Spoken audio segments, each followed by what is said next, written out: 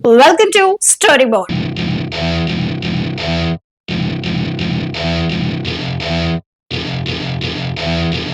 ఈ రోజు మన స్టోరీ బోర్డ్ లో ఒక మోస్ట్ ఇంట్రెస్టింగ్ మరియు సోషల్ మీడియాలో ఆల్రెడీ రచ్చలే హాట్ టాపిక్ గురించి మాట్లాడుకుందాం.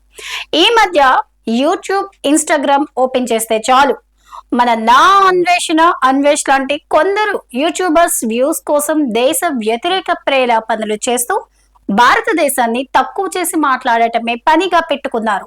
శత్రు దేశమైన చైనాకు బానిసలా మారి ఆ దేశాన్ని నెత్తిన పెట్టుకొని మన మాతృభూమిని దరిద్ర దేశం అంటూ కించపరిచేలా మాట్లాడటం వీళ్ళ కుసంస్కారానికి నిదర్శనం. చైనా వేసే ఎంగిలి మెతుకులు తిని మన దేశ సార్వభౌమత్వాన్ని, ఆర్థిక ప్రగతిని విమర్శిస్తున్న ఇలాంటి దేశ వ్యతిరేక మేధావుల డొల్లతనాన్ని, భారతదేశం సాధిస్తున్న అద్భుతాలేంటో, అలాగే చైనా దాస్తున్న ఘోరమైన దరిద్రాలేంటో ఈ రోజు సగర్వంగా క్లియర్ గా చెప్పెడుతూ ఎండగడదాం. నిజంగా అసలు భారతదేశం 140 కోట్ల జనాభాతో ప్రపంచంలోని అత్యంత వేగంగా ఎదుగుతున్న ప్రజాస్వామ్య ఆర్థిక స్థితి. కానీ ఈ అన్వేష్ గాడికి మాత్రం చైనా రోబోలు, అక్కడి చెట్లు, వాళ్ళ ఖర్చు పెట్టే $1 ట్రిలియన్ కనిపిస్తున్నాయి. అచ్చంగా మన పెద్దలు ఊరికే అనలేదు, పైన పటారం లోన లొటారం అని. చైనా బతుకు కూడా సరిగ్గా అంతే. వాడు ఇచ్చే కలరింగ్ చూసి చైనా ఏంటో ఏదో స్వర్గం అనుకుంటే పొరపాటే. చైనా ప్రభుత్వం ప్రపంచాన్ని నమ్మించడానికి, తన పరువు కాపాడుకోవడానికి కోట్లాది రూపాయలు ఖర్చు పెట్టి ఇలాంటి పెయిడ్ ప్రోపగండా నడిపిస్తోంది. మరి అదే చైనాలో మానవ హక్కుల హననం, అక్కడి ప్రజల బానిస బతుకులు, సరిహద్దుల్లో అది మన దేశంపై చేస్తున్న కుట్రలు వీడికి ఎందుకు కనబడటం లేదు? మన దేశ యువత చైనా ఇంటర్నెట్ ఫైర్ వాల్ గోడలను బద్దలగొట్టి అక్కడ దాగున్న అసలు మురికిని, దారుణమైన రియాలిటీని సోషల్ మీడియాలో బట్ట బయలు చేస్తుంటే వీడు మాత్రం ఇంకా భజన ఆపట్లేదు. వాడు మాట్లాడిన పాయింట్లకే వద్దాం. చైనా ఎడ్యుకేషన్ మీద $1 ట్రిలియన్ ఖర్చు పెడుతుందని లెక్కిస్తూ మన ఉచిత పథకాలను తిడుతున్నాడు కదా. కానీ అదే చైనాలో యువతకు కనీసం భావ ప్రకటన స్వేచ్ఛ లేదన్న నిజాన్ని అర్ధా చేస్తున్నాడు. అక్కడి ప్రభుత్వంపై లేదా కమ్యూనిస్టు పార్టీపై ఒక్క మాట అంటే చాలు, ఎంతటి వాడినైనా అర్ధరాత్రి లేపేసి జైల్లో పెడతారనే భయం ఉంది. ఇక చైనాలో రోబోలు పనిచేస్తున్నాయని మురిసిపోతున్నాడు.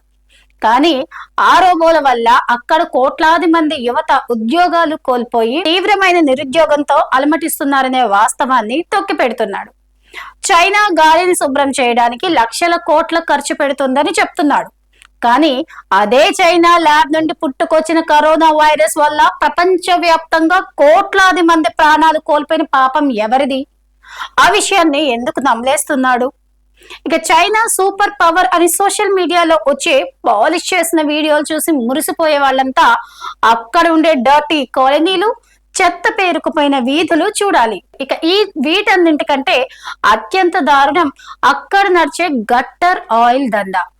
ఇది మురికి కాలువల్లో, డ్రైనేజీల్లో వేస్ట్ గా పారేసిన నూనెను, జిడ్డును మళ్ళీ ల్యాబ్స్ లో కెమికల్స్ వేసి ఫిల్టర్ చేసి అక్కడ రోడ్డు పక్కన ఉండే వంటలలో వాడుతున్నారు ఈ గట్టర్ ఆయిల్ ని.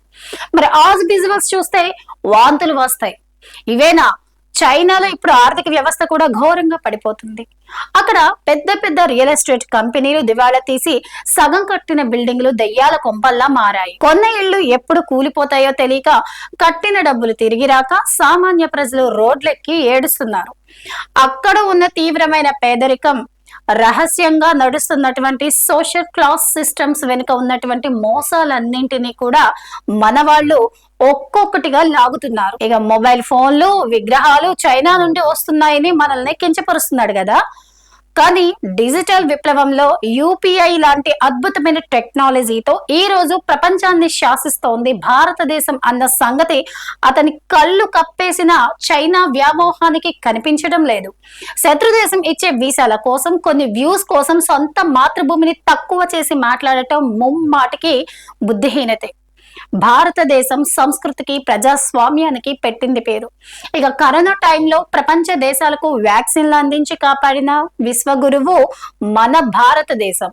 మన దేశంలో చిన్న లోపం ఉన్న ఎత్తి చూపే నా అన్వేషణ లాంటి మేధావులందరికీ చైనాలో ఉన్న ఈ దారుణమైన మురికి రియాలిటీ ఇప్పుడు గట్టి కనువిప్పు కలిగించాలి. ఇలాంటి దేశాన్ని ఒక కమ్యూనిస్ట్ నియంతృత్వ దేశంతో పోల్చి కించపరిచే హక్కు ఎవ్వరికీ లేదు. ఖచ్చితంగా ఇకనైనా ఇలాంటి దేశ వ్యతిరేక సోషల్ మీడియా ప్రచారాలను, చైనా భజన వీడియోలను మనమంతా తిప్పికొట్టాల్సిన అవసరం ఎంతైనా ఉంది. మరి మన దేశ యువత చూపించిన ఈ చైనా రియాలిటీపై, అలాగే నా అన్వేషణ గాడి భజనపై మీ అభిప్రాయాన్ని కింద కామెంట్స్ లో తప్పకుండా తెలియజేయండి. మన దేశం ఎప్పుడు తోపే అని నమ్మేవాళ్ళు ఈ వీడియోని లైక్ చేసి మన ఛానల్ ని సబ్స్క్రైబ్ చేసుకోండి. Thank you. జై హింద్.